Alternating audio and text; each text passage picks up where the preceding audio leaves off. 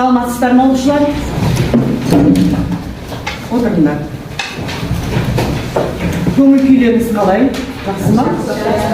Енді сабақты бастамастан бұрын бір-бірімізге жылы лебіз айтып, сабағымызды бастайық, иә? Кәне?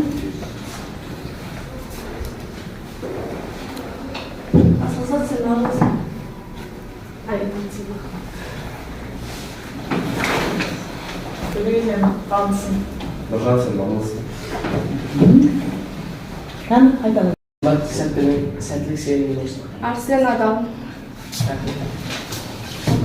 Ализа сен бақытсың. Емехан Ержетті. Ал енді балалар, жаңа сабақты бастамастан бұрын үй тапсырмасына шолу жасайық, иә? Жалпы үй тапсырмасына лексика, көп мағыналы сөздер, амоним, синоним, антоним берілген болатын. Енді лексика дегеніміз не? Қайталап жіберейік. Кәне, Азада? Лексика дегеніміз тілдегі сөздің жиынтығын білдіреді. Ол грек тілінде аударғанда лексис сөз, логос ілім деген мағынаны білдіреді. Лексикология, лексиканы зерттейтін ғылым. Жақсы. Енді көп мағыналы сөздерге тоқталсақ, кәне, Мұхаммедали? Көп мағыналы сөздер дегеніміз өзінің негізгі мағынасынан басқа да бөлек мағынада қолданылатын сөздерді көп мағыналы сөз дейміз. Олар көбінесе шығармаларда, өлеңдерде қолданылады. Жақсы. Енді антонимге тоқталсақ, антонимді қайталап жіберейік. Антоним дегеніміз мағынасы қарама-қарсы сөздер, мысалы ақ, қара, үлкен, кіші, ұзын, қысқа. Антоним сөздер көбінесе мақал мәселелерде кездеседі, мысалы ақылды бала, арлы бала, ақылсыз бала, сорлы бала. Жақсы. Синоним сөздеріміз деген не? Айта ғой. Синоним сөздер дегеніміз түп тамыр мағынасы бір жазылған әртүрлі жазылған сөздер айтады. Оларға мысалы көп айта кетсек, сұлу, көркем, батыл, ержүрек, тағы да басқалар. Яғни мағынасы жағынан бір-бірімен жақын сөздер.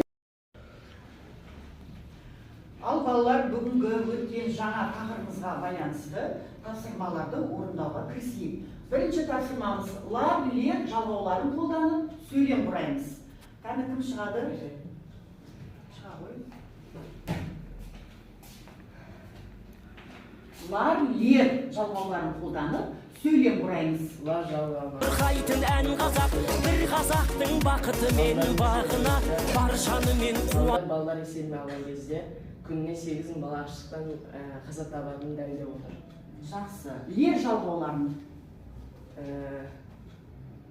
Бұл ғаламда әкелерден асқан жан жоқ. Жақсы. Отыра ғой.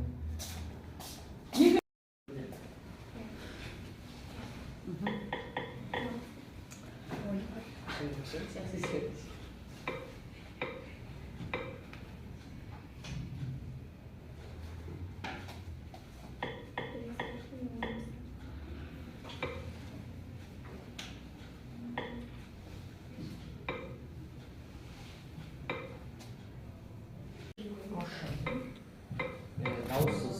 Дауыссыз. Қатар.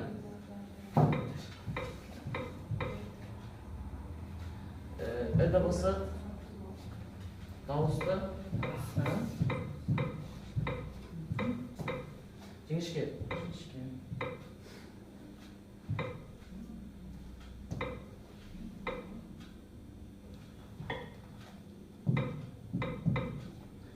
Дыбысы дауыссыз.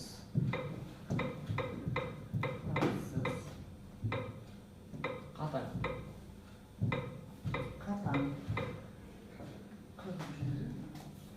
Қатан.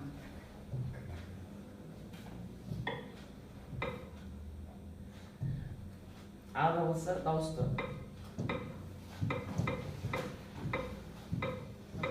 Жуан. Жуан.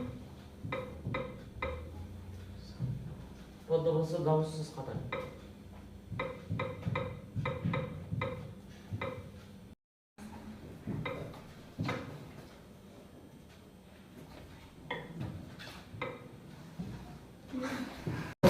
Бұл жерде балалық сөзінде бала түбір, лық жұрнақ, көрме сөзінде көр түбір, ме жұрнақ, ал туыстар сөзінде туыс түбір, тар жалғау. Сүйеу болсын, тіреу болсын, мың қазақ, сүрінгенде, бүлінгенде бір қазақ, болсын мың қазақ, сүрінгенде бүлінгенде бір қазақ.